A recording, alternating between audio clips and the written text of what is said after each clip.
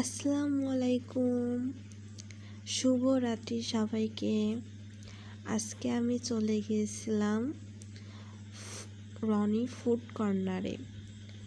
তো সেখানে গেছিলাম, এখানকার পরিবেশটা অনেক সুন্দর এবং যাদের মিটিং বা কিছু কাজ করা থাকে, যেমন ল্যাপটপ বা কোনো কাজের কথা বলার জন্য যে স্পেস বা জায়গা যেরকম দরকার হয় পরিবেশ, তো এই জায়গাটা আমার কাছে ওই রকম মনে হয়।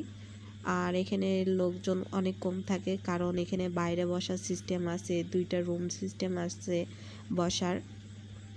তো আমি কোনো সময় যদি কোনো প্রয়োজনে কোনো কিছু দরকারে যদি কারোর সাথে দরকার হয়, তাহলে আমি সবসময় এখানে বসি। তো আজকেও আমি গেছিলাম, যেহেতু আমি কয়েকদিন পরে হোস্টেলে চলে যাব, আমার ল্যাপটপে কিছু কাজ ছিল, তাই আমি এখানে গেছিলাম।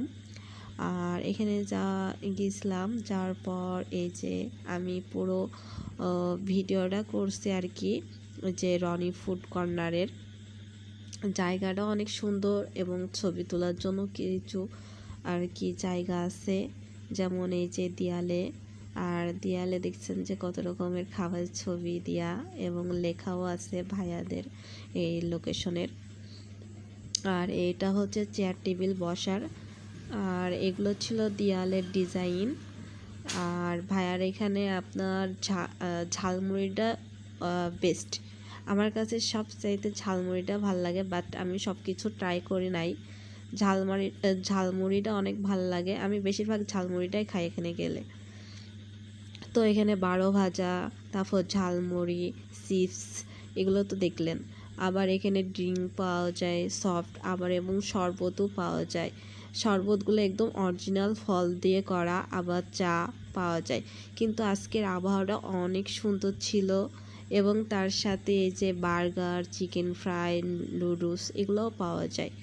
এবং কি এখানে এই যে দেখতে পাচ্ছেন যে সতেজ ফল, এই ফল দিয়ে শরবতগুলো বানানো হয়।